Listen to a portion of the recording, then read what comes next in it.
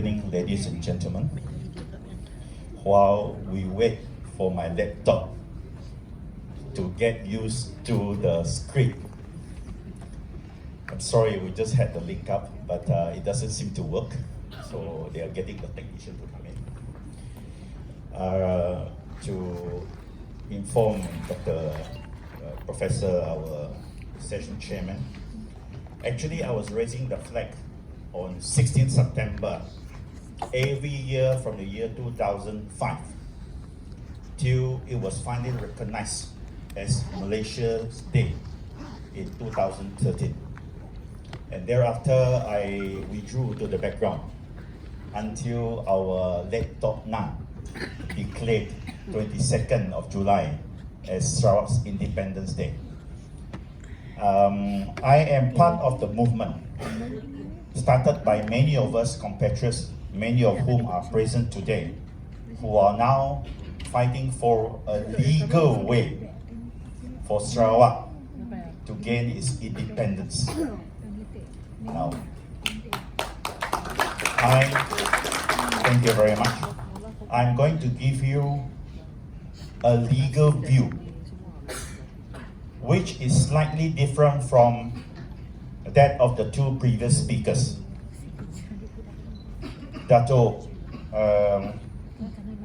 your first speaker is of course a learned lawyer and very experienced politician, and he has his views on the law of referendum. How is it? He is talking more about a general referendum act. What I'm going to propose is a very specific one. Okay? And of course, I cannot fault our second speaker for being a bit cautious, because he comes from a member of a political party that is now in power at the federal level. So his views would therefore be colored by even more caution, because right now Malaysia thinks of Sarawak only as normal or fixed deposit, but a cash cow. We are propping up the federal government from our oil resources,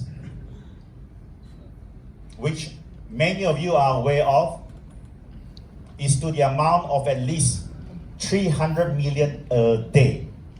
So you must see all the political perspectives in their right direction. Luckily for today, I'm no more a politician. So I do believe that my views are far more balanced, and I consider myself as a Sarawak nationalist. Now, today my issue. Okay, good. Thank you very much. Oh, that thing was right. Okay, now it's working. Today my topic is referendum and the legal implications from an NGO view or point of view.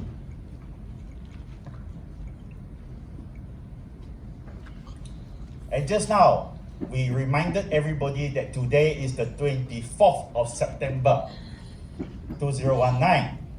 And do you know what is the significance of this date in the history of Sarawak? You have been informed.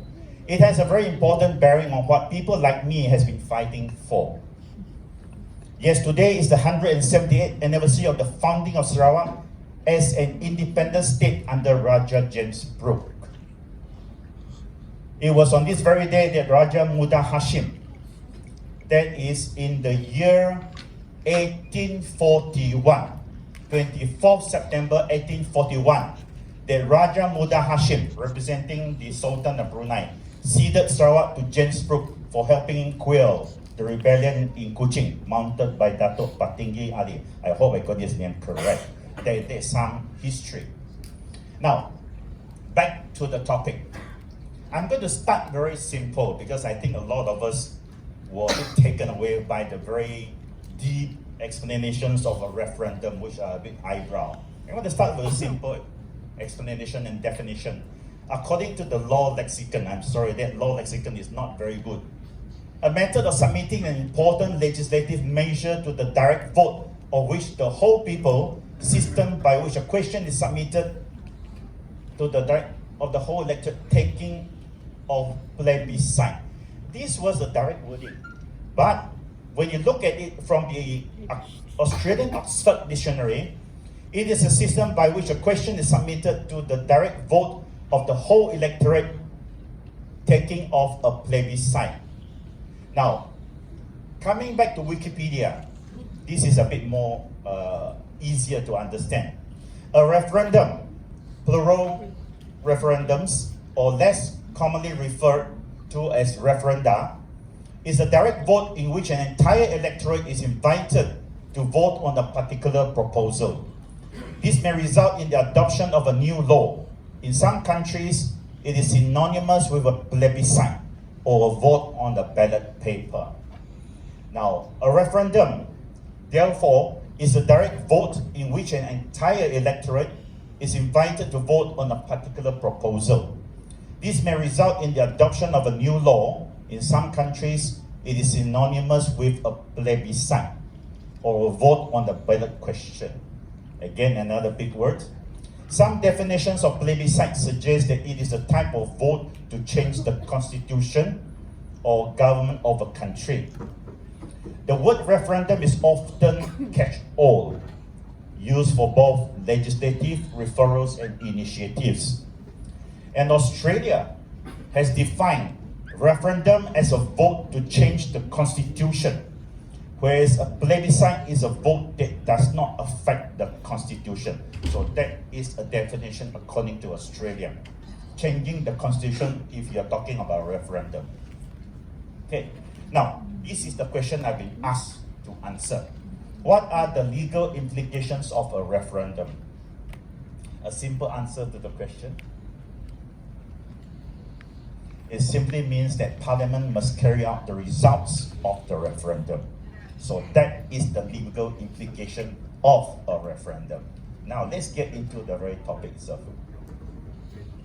What is the referendum that Sarawak wants? I think that is the question of this forum, except that the organizer is a bit constrained to ask it. Okay? To me, there is only one referendum that matters in Sarawak. And that is, should Sarawak stay in Malaysia?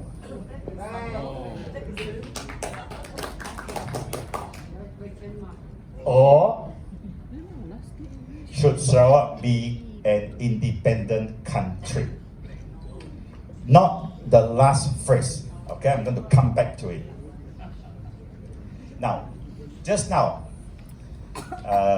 Dato' David Tang has raised a couple of important referendums, and he has mentioned them. And which is, the first one is the Scottish Independence Referendum by the Scottish Independence Referendum Act 2013. I'm giving you the exact wording of that referendum itself. And the second one is the British referendum to exit the European Union by the European Union Referendum Act 2015. Now, my legal assistant has helped me just a while, if I can get this to work for a while. I'm sure you'll be interested to know how it looks like. Now, this is the exact copy of the Scottish Independence Referendum Act 2013. I'm giving you the exact copy itself so that you know what it really reads and looks like. Just now, Dato' David Tang was giving you an example of how it can look like, but I'm giving you the exact copy itself. Now, this is the Scottish Independent Referendum 2013, and if I may, okay, read it out. referendum on Scottish independence is to be held on the question about the independence of Scotland. And the question is, you read 2A, should Scotland be an independent country? So it is a direct act of parliament that was actually passed in the Scottish Parliament. Mind you, this is not the UK Parliament, but it is the Scottish Parliament. And that act was passed specifically to allow the referendum to be put to the general electorate of Scotland. So that is the first example. The second example is the act passed by the UK Parliament, which is the European Referendum Act 2015. And this is the one that was passed by the United Kingdom's Parliament. So there are two parliaments here that have passed Referendum Act, and I'm giving you both the examples. And in this case, if you look carefully at subparagraph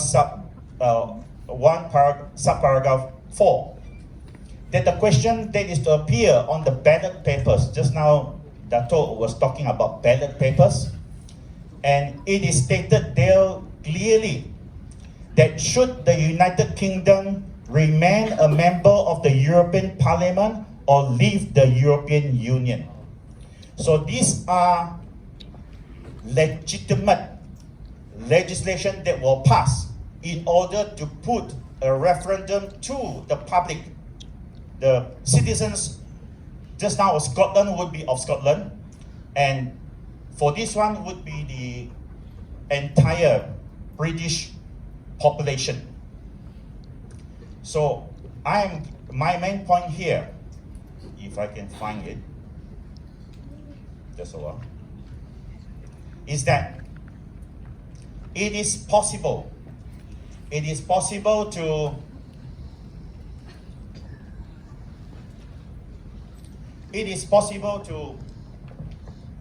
have laws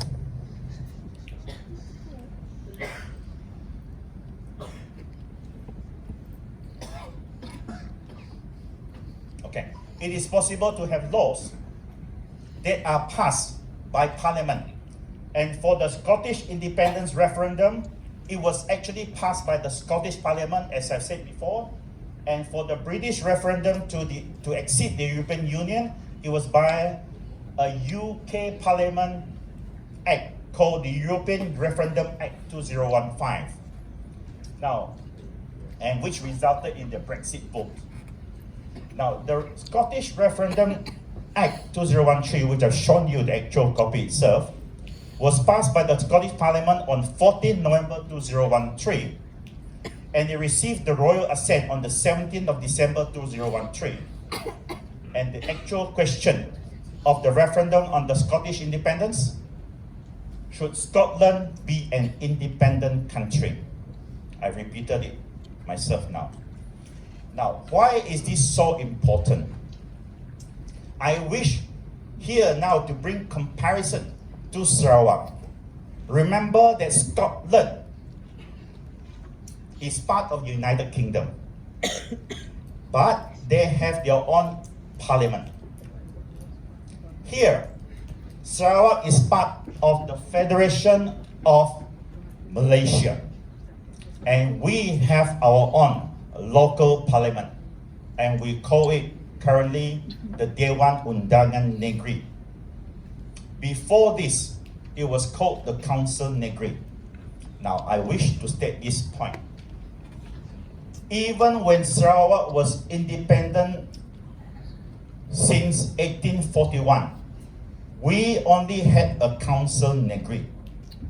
So that Council Negeri actually is a Sarawak Parliament. And it has been passing laws that affect Sarawak as a nation since then. So in other words, what I'm saying here, I'm drawing the parallel to the Scottish Independence Referendum Act 2013, that even though it is not the national parliament, a regional parliament has the power to pass an independence referendum act. So to me, there is nothing illegal. In fact, the Sarawak Dewan Undangan Negeri is completely empowered to pass a Sarawak Independence Ordinance or Act. Now, we are coming to this final question, which it is not us, I'm asking it now. This is a legal way of looking at it. It is one of the legal ways to decide on the question which is uppermost in many Sarawakians' mind. The other legal way, which is being proposed by many Sarawak nationalist groups, is that of the UDI, which is not the topic today. UDI is the Unilateral Declaration of Independence, which was a method resorted to by numerous countries in the world, including Kosovo, including United States of America. Now, what we are interested here today is on the subject of a referendum for Sarawak. Now, should Sarawak be an independent country? This is the issue now parallel upon that was faced by Scotland. Now, that is the final question which I'm going to answer. How to go forward for a referendum in Sarawak? Can you summarize in 5 minutes? Very fast, less than that. We must have a referendum act or ordinance passed in Sarawak, as I've stated before. Sarawak Dewan Undangan Negeri has the authority to do so. Then we put the referendum act and the vote into action. 3, if Sarawakians want independence and vote for independence, then Sarawak can gain its independence legally. Okay, so it is very simple. 1, we have a referendum act or ordinance passed in Sarawak. 2, then we put the referendum act and the referendum vote into action. 3, if Sarawak wants independence and vote for independence, then Sarawak can gain its independence legally. I'm giving you an ABC step. It is not impossible. And remember the Sarawak motto, Dum Spiro Spero, which means while I breathe, I hope. I've added in now, while I breathe, I believe. Thank you.